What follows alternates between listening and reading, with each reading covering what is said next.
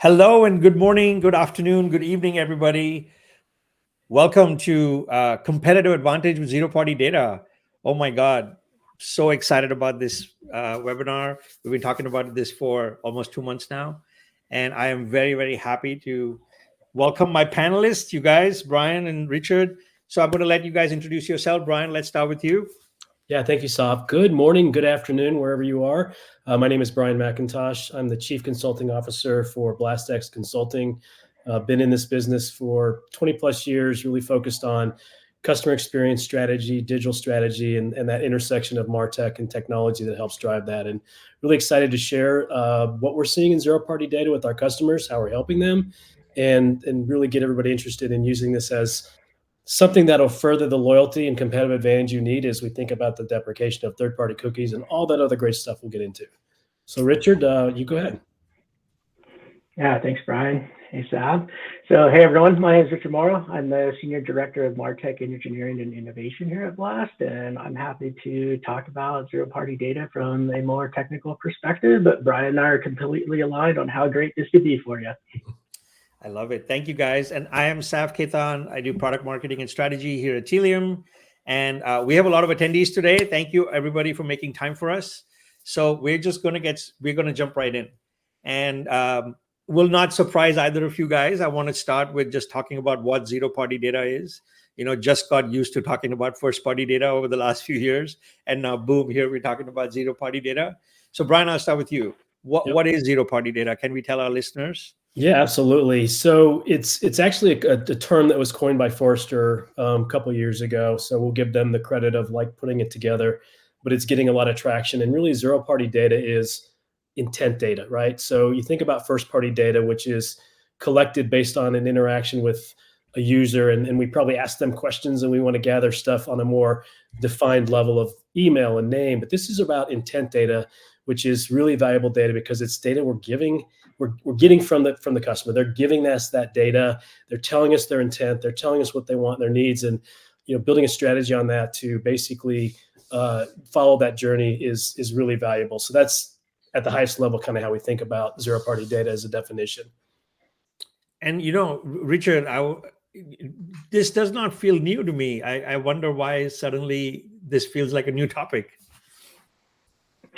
Definitely not new. I think in many past lives as a marketing practitioner and then providing data strategies and above, it's things that we've always leaned on as practitioners to understand about individuals and start personalizing experience. I think right now why it's top of mind is the deprecation of third-party cookies, which we're probably been beaten to death, right? A subject that's been talking about a lot, but now reality is coming and people are worried about how do I still have intimate communications without the reliance of third-party data. And now people are really beginning to realize, how can I start that conversation earlier? And just customers are expecting more personalized experiences, more security around the data that we have, and zero-party data kind of gets enveloped in all those topics. Yeah, that's so true. So, we've had surveys for a while. We've had just follow-up feedback, sentiment analysis. We've had all these things for a very long time.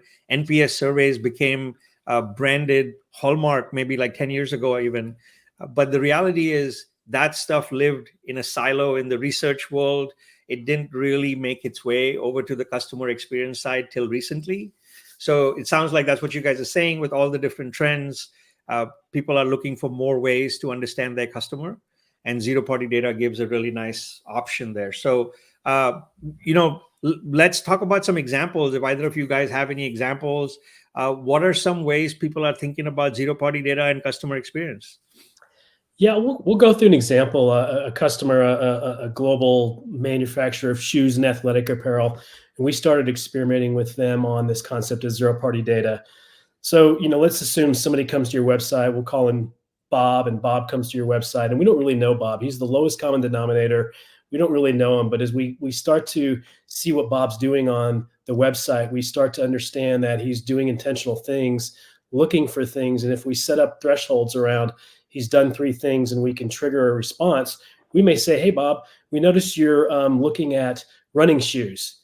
What kind of runner are you? Pop up a question, and then he says, well, I like running on trails. Okay, automatically we now know Bob is somebody interested in running shoes, running on a trail. So immediately we can serve up content that's specific to Bob about our running shoes, trail running shoes. And then he goes to that side of the website and starts to look at trail running shoes. And we notice now he's looking at everything on sale.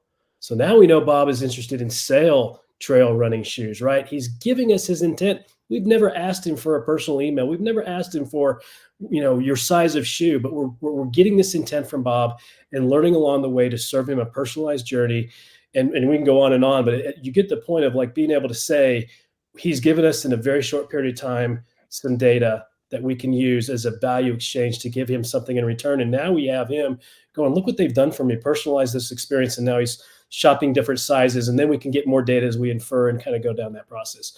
So that's a very simple example, but it's a real one. And we have helped our clients in that capacity. Yeah. So like you get some inclination of what the customer might be thinking or doing. And rather than just making an assumption and putting a piece of content in front of them, at least you can validate that assumption. And now suddenly this whole site can be a little bit more personalized. I love it. That's right, Sab. And it also eliminates the big pop-up of like, okay, now I see you're on the website, fill out this form and tell me everything about you. And then I'll give you what you want. Well, they're going to tap out at that point, right? That's where we lose them. And that's why zero-party data is so valuable. Yeah, I mean, we're seeing this big in the healthcare space as well, Sab. Like imagine that I'm a caregiver trying to find something for someone that I'm taking care of. The experience is much different than me coming looking for something for myself. So this is far reaching across all the different verticals and industries out there. Yeah, I mean, I love the examples you guys are giving, because where my mind goes is when I walk into a car dealership and the dealer will just ask me up front, hey, are you looking for help? Or are you just browsing? And when you say you're just browsing, they leave you alone. That's a great experience for me, actually. And when I'm genuinely interested and then they engage, that engagement I'm ready for. I feel like this is some of the same thing one of my friends used to say. Imagine you're walking into a store and the guy stops you before you enter the store and says, give me your email address before you come into the store. You're going to be like, I'm not coming in. And that's what all the sites are doing these days, So do you have other ways that people can start thinking about it? Because I wonder if it's the challenge today is to think about the same engagement that we've had for a long time, asking a customer a question. We want our customers to think about it slightly differently now, right? So like, can you talk a little bit more about how you're counseling your customers and what you're seeing? Yeah, Richard, do you want to go and I'll follow up? Yeah. I normally tell people to think of the perspective of a preference center, right? It's not a new concept like we've been talking about, but really like, how can I just simply ask people, what do you prefer? How do you prefer to be engaged? What preferences do you have around colors, different types of fabrics, right? Like we've all been accustomed to providing this information, and like you said, it's not new, but I think the challenges are people think it needs to be more of like what we traditionally are used to, which is tracking people and inferring things, rather than saying, you know what, let's build a customer preference center. Let's just be very transparent as to what they like so that we can communicate with them and not do all this back end inference and say, well, they looked at this, so this must be what they're interested in. No, you know what, let's just ask them, what's important to you? If you think about it, it just goes down to that like person preference and what their intent is. If you encapsulate it in those three major things, you pretty much start understanding why is that person here, what is their intent and what they're doing, and what do they prefer to have communicated with them. Yeah, and again, it should be, to me, also happening seamlessly in the background, so it's not intrusive, right? That preference center is intrusive. That give me your email before you even shop is intrusive. But if I do it right, I build a strategy. I have a tagging strategy. I have a JavaScript strategy to make those triggers. I monitor it. That's all happening seamlessly by background, and the user should have a pleasant experience because they're going about doing their business and things are surfacing in a way that they're like, wow, look at this. They surfaced this for me and they never asked for my name. They've never asked me, right? But we're doing it in a way that is building on that experience, which is again that transparency in the concern of data privacy and GDPR and all those things. We're getting it, but we're not actually asking directly. We're asking questions that are more inferred that then build on that experience. Yeah, I love where you guys are going with this. One of the things that I've really enjoyed understanding about zero-party data is it can be personal but not sensitive. It doesn't have to be about who I am. It can be about what I want and what I'm looking for. And it still gives me a personalized experience, but it doesn't make me feel like I'm giving you information that you can use to figure out who I am. And it makes a very big difference. You know, we're starting to see some questions. Yeah. And thank you, listeners. Please ask questions. It really helps make this way more engaging. So I'm going to start with the first one from Stephanie. Where in the journey are the questions being asked? That's a great question. You know, you just talked about making it not intrusive and making Right. it part of the organic journey. Another concept there that's coming up is progressive profiling. Yes. I know B2B has been using it for a long time, that you ask one question in context of that interaction and then use that to build the full understanding. So yeah, let's look at this question. Where in the journey would you ask these questions? So again, it goes that strategy, which is, you know, maybe you determine a threshold. Maybe they're doing something, and after like 3 things that they do, that question pops up because we've now gathered enough intent data to be thoughtful. So establishing thresholds, whether it's 3 actions to trigger or 4 actions to trigger, it may vary by your business model, what you're serving your client. But if we build segments based on that, we can get real clear on what those triggers should be, and then it pops up. Richard, if you want to talk a little bit on the technical side, but just from strategic is go ahead and map that out and understand what is the threshold and where you need to serve up that content. Yeah, and I think the question where I see, like, if it's not a pop-up, I think it could be more just embedded into the design, right? Like when you come and that hero image basically directs you. Are you shopping for yourself? Or are you looking for a gift today, right? Like, boom, that allows us to filter as the system on the back end for your next click, as Brian is saying, and progress that forward and start catering that experience. So there's ways to make it less explicit or about in your face and just make it part of that more seamless user experience as we're talking about.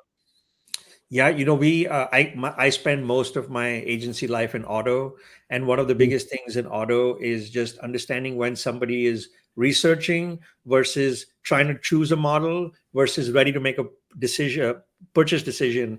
And what you show them and what you ask them in each stage of that journey is very different. And we are finding that zero-party data is the perfect solution to figure out where they sit in that journey and then give them the right experience. So I love that. You know, somebody here is mentioning tools, and that was going to be my next question. You mentioned people and process. Richard, I know you used to talk a lot about people, process, technology when you were here. So let's start with the technology aspect of this. If we've already been doing zero-party data for a while, I'm imagining that the tools are not new. Like, what would you say to our listeners about that? Yeah, so on-site personalization tools have allowed us to do this for quite some time, right? Store a piece of information and then continue to cater the experience based upon that. You mentioned voice of customer tools, so surveys also explicitly work upon this. I think what we're also beginning to understand, and Tealium has a customer data platform, is that more centralized version of what you're triggering from, and then having the rest of your tools explicitly react to that, whether all together or separately. And we just talked about progressively asking questions. Well, think about your different marketing tools and how they can glean off that single data point and ask it in different ways during the experience as well. So I think going back to any tool that essentially can hold and react to a fragment of information is a viable tool to utilize here. But I think what we're most talking about now is how can you store it more long-term, and how can it be done from not only an anonymous state and carry through from when it's a known state when someone does register. And that's really more the up-to-date fundamentals that we're trying to talk to customers about. Yeah. So if it's in the session and if it's an unknown person, then my analytics tool or my CMS or my personalization tool could probably tell me what actions they're doing, and then that could trigger a question or the experience. If it's a known person and I have maybe a CDP in the back, then it could be a combination of a lot of information that I already have about this visitor. And yes, how you launch the pop-up or the embedded experience, there's a lot of options. A/B testing tools, personalization tools, CMS, survey. Tealium will be launching something for this as well. But there's a lot of options that you have. And more than anything, what we're hoping that this webinar gives you is a different way of looking at zero-party data, so that you start realizing it's another avenue for you. And there's a great question here from Pratik, just asking about where do you store the zero-party data, and he's asking about a crawl, walk, run approach, which I love. So we can take these questions in whichever order is working for you guys. You already started talking about it a little bit, Richard. Where would you store this data? So can we continue with that? And then we'll talk about crawl, walk, run. Yeah, the storage piece goes back to like how can the best tool essentially utilize the information. So that's more of up to your unique scenario, your tech stack, and what you're trying to accomplish is really. So the crawl part is like, try not to go out and begin this endeavor with something you pull off the shelf. And that's just marketing for me, best practice. You don't need to buy a tool. Normally you have something in the tool shed that'll allow you to at least get off the ground. And once you realize really what the gaps you have in trying to execute, then you move forward and essentially ideate and progressively go from there with the new technology. So I don't mean to reply back with such a nebulous answer, but it really is like, let's just talk about what you have running and let's make that work in this direction. And then let's figure out how to take it up. I love it. I love it. And then Brian, have you thought about like, if somebody was not doing this right now and they wanted to get started, like what a crawl, walk, run might look like?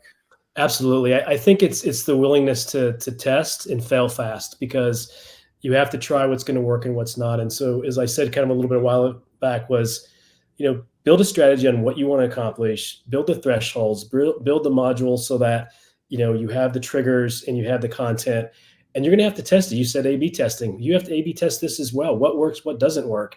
And once you start to get, some feedback on what's working in the data collection, then you can begin to scale it. And I see Marcus had that question in terms of like, how do I build service models? And it's like, I get questions of like, where do we start? I'm like, just go for it. Like the where to start is to Richard's point. You have a tool, you have an idea of a segment, put something out there and test it. That's what's the beauty of web and digital properties, is to be able to quickly change things and do things different. And so that's my recommendation. And once you have that strategy, continue to test it. And the other part of that is to make sure that you are truly giving a value exchange, that you're giving something in return that's of value. I look at customer data in any form as a gift that they'll give you, and they'll give it if you have a value exchange and something in return that you give them. And so in the case of Bob, we got Bob really quickly to where he needed to go, which was running shoes for the trail on sale. Right now we've got Bob, we've got loyal, we've been transparent, and now we might be able to ask Bob a little more personal questions about his name, his address, and get him in there. But we had to earn that trust up front, which is why zero party is so good. So I love where this conversation is going. So I'm going to keep digging in. So one of the questions here from Maria is, if I already know who the customer is and if we're already identifying them, then what makes the zero party data, which I think is a very nice way of understanding the nuance. So I think, Richard, you started when you and Brian described what zero-party data is. Zero-party data is a subset of first-party data. So we're not insisting that it's something different. I think what makes it unique is the fact that you asked a specific question of the customer and they willingly gave you this answer. So it's I don't know, Brian, do you have some thoughts on that? Well, I was going to say that the way I look at the difference is how you obtain it, right? So again, first party data you obtain by collecting it, and the second, or excuse me, the zero party data is intent data, and so it's all in how you collect it and how you do it, and that basically fits into that transparency conversation of, if I'm asking directly for personal information, I'm less likely to get it. That's how I'm obtaining first party data mostly, or transactional data. If I'm inferring data from the intent, then I'm actually getting the data that they're giving me, which is actually a richer source of data at the end of the day, because it's not demographic data. It's truly your interest in what I can personalize. So think of it as, you're right, it's a subset of first party data, but how do you obtain it is really how we think about the difference. Yeah, I feel like it's going to make a big difference. Like if you think about the trends in customer experience right now, chatbots is like the number one trend. And the idea of the chatbot is the customer owns the interaction a little bit more, but the customer still has to know what they want to ask. And we are hoping that this is a slightly simpler interaction where it's just a one question, one click response. and maybe you don't have to worry about it so much. But it's going in the same idea. It's helping them feel like it's a conversation, and then they can feel heard, and we can go from there. So I love this one question from Marcus, and I know you picked up on that too. Speaking of tools, how do you see this informing AI models? Which I think is, we can't have a webinar today and not talk about AI. So I wanted to lean into that. Well, I mean, I'm going to let Richard take that one as our resident innovation technology person. But I mean, look, AI isn't everywhere. I think AI is going to take the form of helping build in some of those prompts and some of those triggers on a way that's more automated and picking up quicker, so that it moves much faster. Everything I've learned, and I just attended a big conference where there's a lot of hype around AI. What I'm seeing is AI is helping with efficiencies and workflows and helping marketers do their job quicker and moving with content quicker. And I think you'll see the same thing. But Richard, I'd love to hear your response. Yeah, it's interesting. I would caution that with AI, it's just more about thinking about the other questions you haven't thought were important, right? As you're collecting information, and maybe you can kind of weigh that against really how are people traversing your site based upon the categories or subjects that you thought were important, but really the way that they answered these zero-party data questions and overlaying those. Should we be thinking about one or the other differently? And maybe it also allows you to data mine, maybe your filters aren't the right way, and AI needs to bleed into that to think of really, okay, if this person's responding this way and this is what they interacted with, let's create on the fly a new next best action in terms of content or things that are being offered to them. So I mean, it could be really simple in terms of it offering back questions or category questions you haven't thought of. It can get as wild and advanced of basically re-architecting the whole next click and there on out, depending on your capacity. Yeah, I love that answer. The way we've been talking to customers about it also is that there is so much information you want to get about the customer so you can give them personalized experiences, but the customer wants to know now what data you're collecting and how you're using it. And in the zero-party data interaction, it could not be more transparent. I am upfront telling you what information I want from you. You're giving me that information, and then I'm using it immediately in the moment to give you back something that's related to that answer you just gave me. So I feel like it's a very transparent interaction, and it also helps the customer understand how you use that information for personalization. And hopefully that's where this thing evolves, because we're just going to be able to collect less and less information behind the scenes. It's going to have to be above board anyway. And sorry, Brian. I was just going to say, that's right back to that value exchange that we talked about, right? I read a study that said, of all consumers, that give their data, either willingly or unwillingly, they're very nervous about how it's used and how it's collected and how it's managed and stored. I think it was like over 75% were really worried about that. But then the next question below that was, but 80% or more will give the data to you if you show me how you're going to use it and you provide me a value exchange. And that's why zero-party data fits so well into this strategy, because it provides that transparency and that value exchange. Trust, transparency, and value exchange are things that you cannot avoid in your customer interactions now. It's just the way the world works. So, the title of this session was Zero-Party Data for Competitive Advantage, right? So I kind of want to pivot to that a little bit now. We've been talking a lot about what it is and how you get it, but why does it become a competitive advantage? Like, why are we feeling it helps you so much in that side of things? I think that, things are becoming commoditized, right? Everything is a commodity now. I can get anything, and brand loyalty, while is there for a lot of brands, it doesn't exist for a lot of people. And so if you don't create that seamless experience to get me what I want within that 5-second rule, I'm tapped out, I'm gone, right? And so if you don't think of zero-party data as a way to get to that answer quicker, as we talked about with Bob, you're losing a customer, right? You have one shot there. So the competitive advantage is being able to act quicker, real-time, next best action, as Richard said, and being able to move somebody through a journey much quicker. I mean, how frustrating is it for all of us to try to find something and just not get there? And then we get bombarded with the pop-up that says, well, tell me a lot about you and I'll give you what you want. You've lost me. I will not come back. You had one shot, because I'm not loyal to your brand. So that to me is one of the competitive advantages that I see with zero-party data. Oh, I love that one. Richard, you want to add something?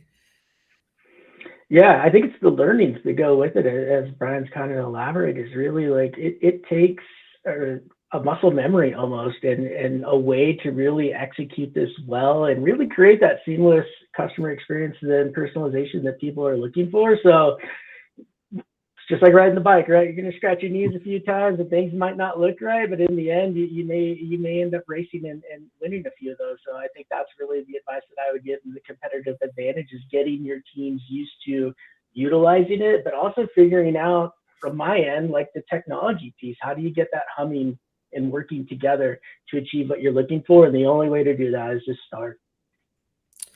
I love it. Yeah, I had my first experience of a brand that was using this well with Stitch Fix. They are a personalized clothing shopping brand, and they have a 20-minute survey that you have to take when you start shopping with them, and they have over 80% completion rate with that 20-minute survey, because the value exchange is crystal clear.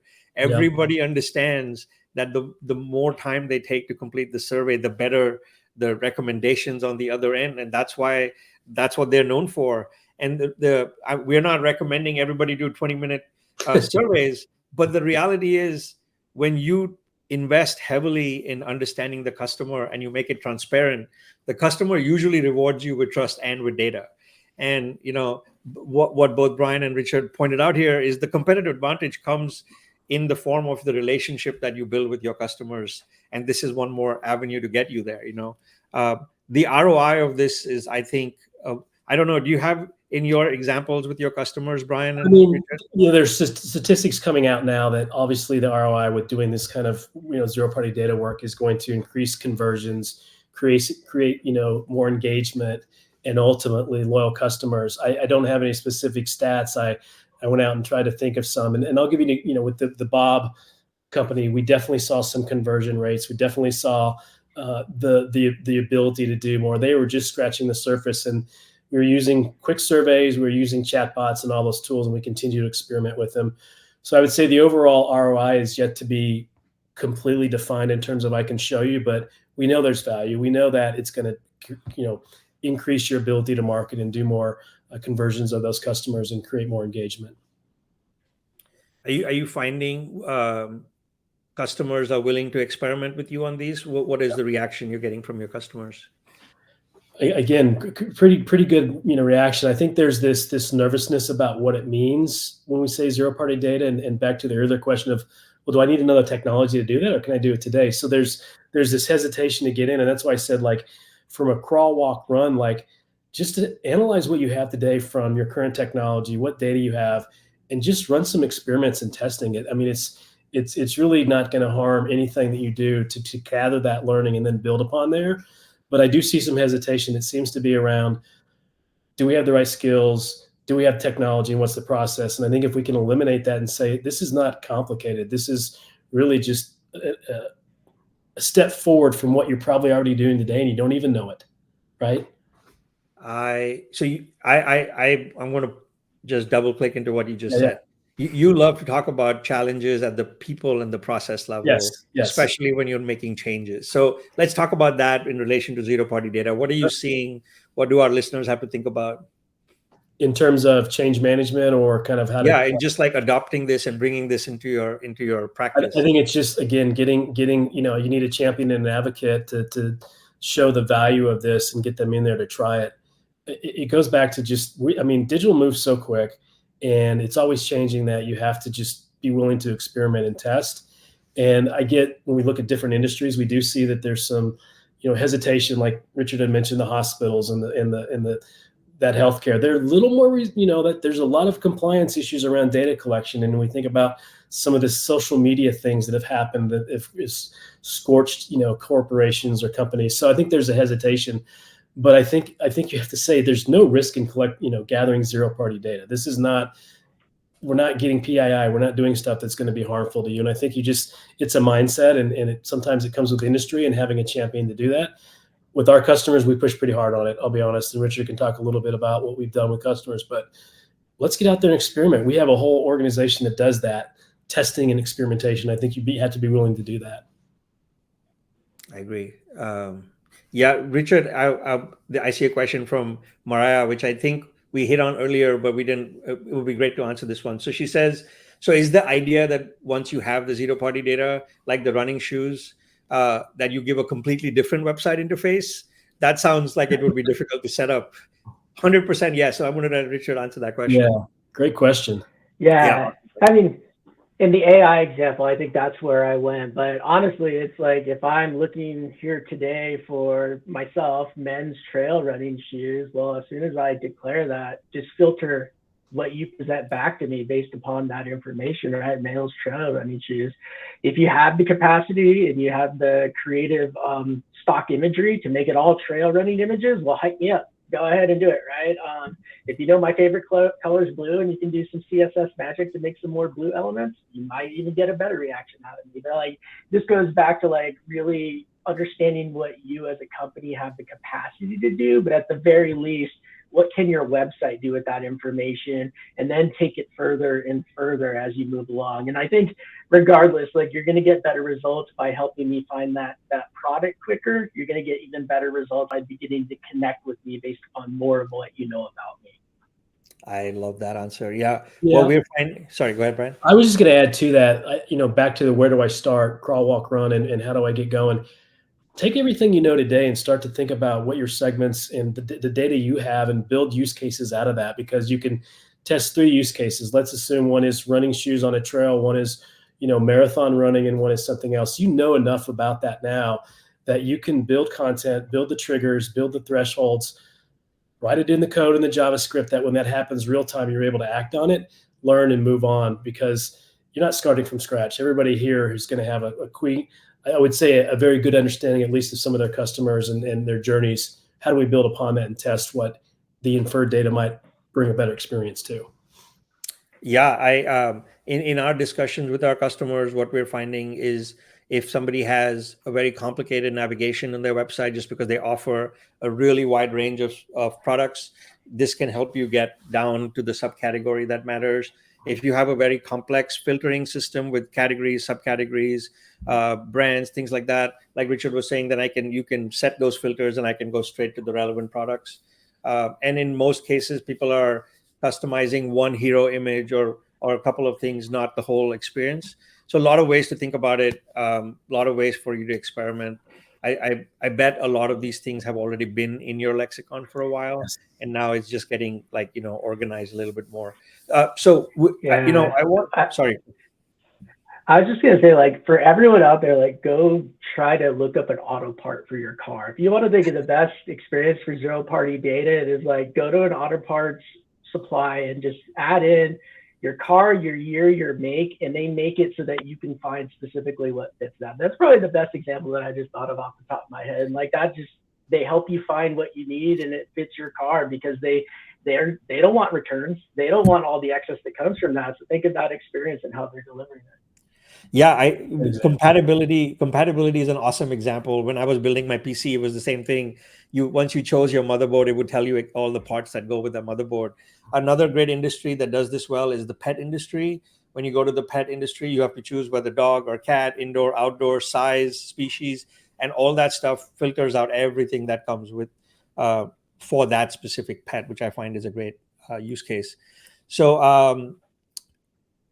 I wanted to ask, is this really, you think, a solution that's going to help people as they navigate the ID and data privacy challenges? Do you think that zero-party data is going to be something that becomes a bigger conversation in that realm as well?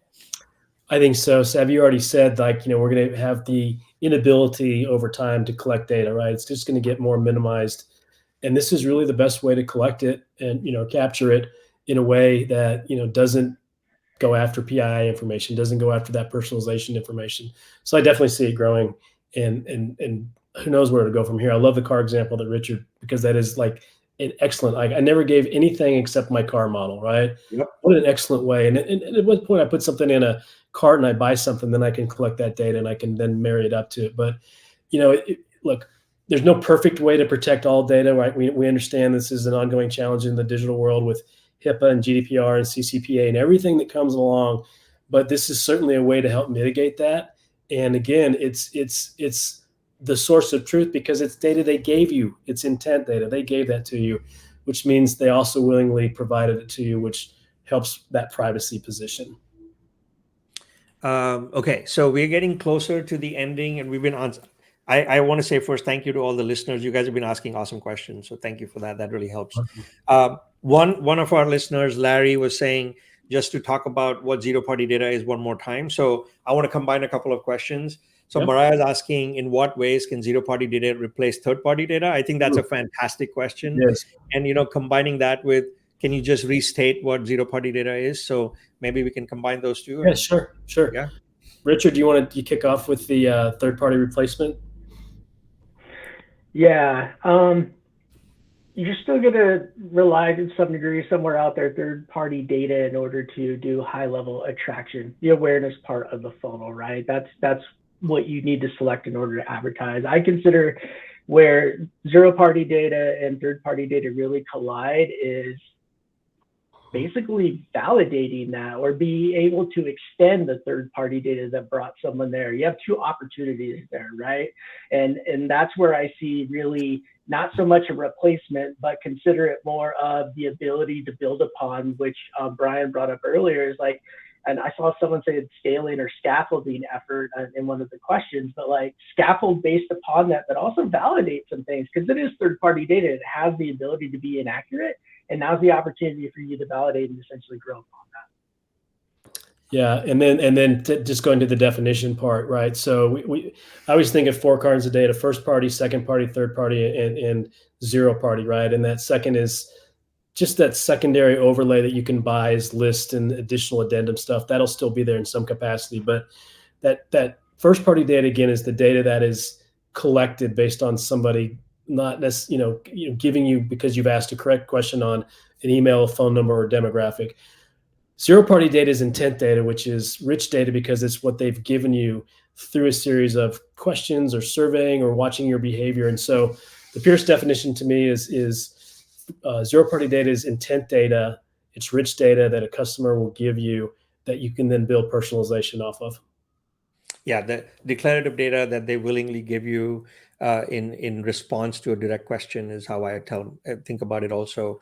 And I know we've been talking a lot about consumer products and B2C sites, but this applies, like Richard was saying, healthcare.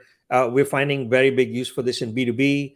B2B, in fact, wants to know your role, your title, your industry, your company.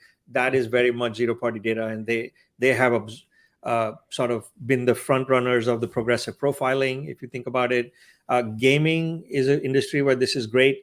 Game genre, game category, type of game, size of game, all these kinds of things. We're finding media streaming, very big category for zero-party data. So I think just across the board, you're already seeing this in your day-to-day. You're probably just not making the connection yet.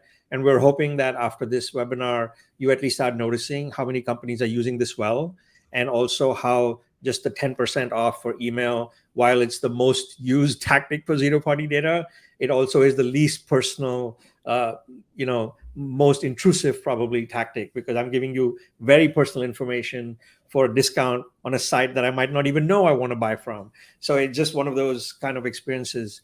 I love this question from Clark. I just saw that too. Great question. Yeah. Do you think zero-party data helps unify sales and marketing departments through data-driven outreach campaigns and improve retention practices? Clark, what an awesome question. Brian, Richard, whoever wants to take that.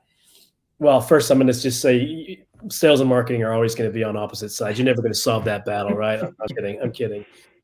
Yeah, I think to some degree it could. I think, the way the question is asked, it's if we all get better at using data and using good quality data to drive insights into our customers, whether it's first or zero party, I think we begin to unify that.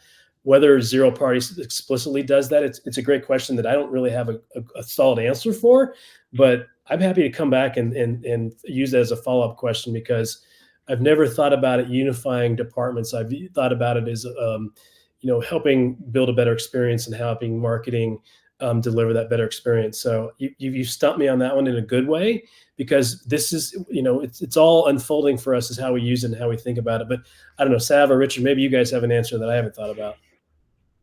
I mean, for me, I just think it allows you to see a little bit more clearly, right? Because a lot of times in a B2B environment, I may download something and I'm just doing research. I may also be in a department that doesn't have access to the tool.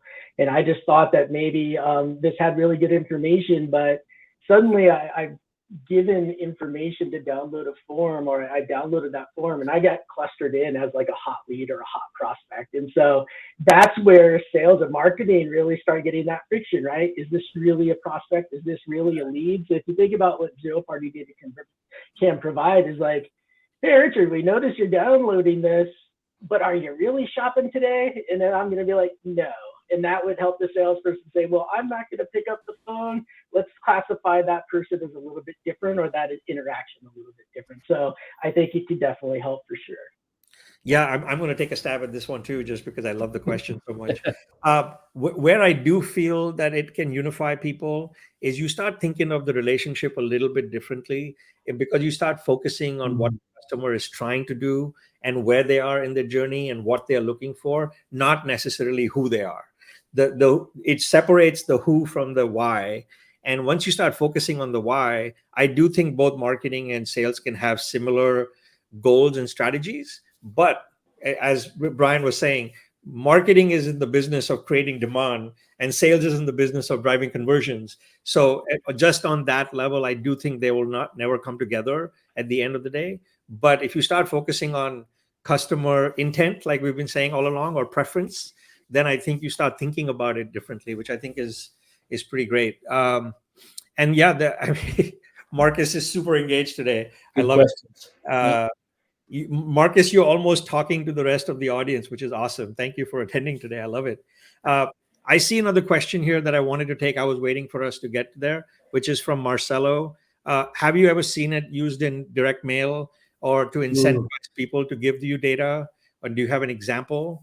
So I would love to hear if you guys have one. I have one for sure, but I would love to hear if you guys have one. I don't have a good example of that, but I'd love to hear, Saab, what you have to say.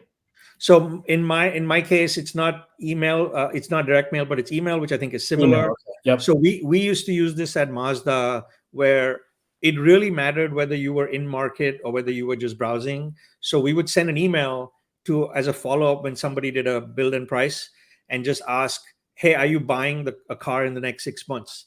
And the button to say yes or no was in the email. They didn't have to go anywhere else. They could just click that button, and immediately we knew what next email to send them, yes, and how to market to them next. And that was a very, very effective tactic that we used to separate people who were buying versus just browsing. A great example. We definitely have a lot of email examples like that. I was trying to figure out the direct mail correlation, which it's an interesting question, but I don't, Richard, have you experienced that? I have not. I haven't, no. Okay, we'll keep going. So Marcus, you're asking, can we persist this data and store it? And absolutely yes. In fact, one of the big things that we at Tealium and working with Blast, we're promoting so much is that start thinking of zero-party data as an aspect that you can use to make your visitor profile or your audience profile that much richer, and you make much better audiences. And for that, you would have to persist this data in your CDP or wherever you build your audiences. So that's the biggest takeaway that I'm hoping you all can have today is you've been collecting zero-party data for a while, but it hasn't been considered as profile enrichment data. It has been considered as research data.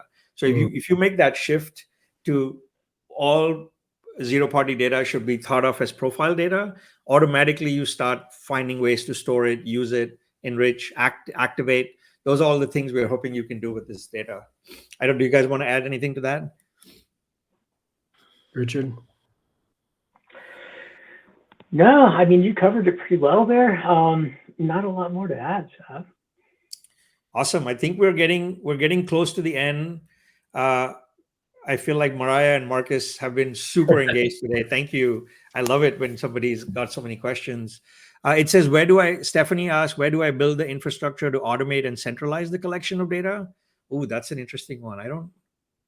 Where do I build the infrastructure? Richard, since your tools, I'm going to let you start. I was going to say, I mean, the first thing that came into my head was the data warehouse or the customer data platform, right? Sometimes those could be one and the same, sometimes those could be separate, but those would be the two logical places my brain goes first, because I think there's another question I see about where, or it was before, on really how do you start getting access to this information more widely across the org? And those would be the two places that I start, so that you can start reporting information back to the wider org and taking action from it.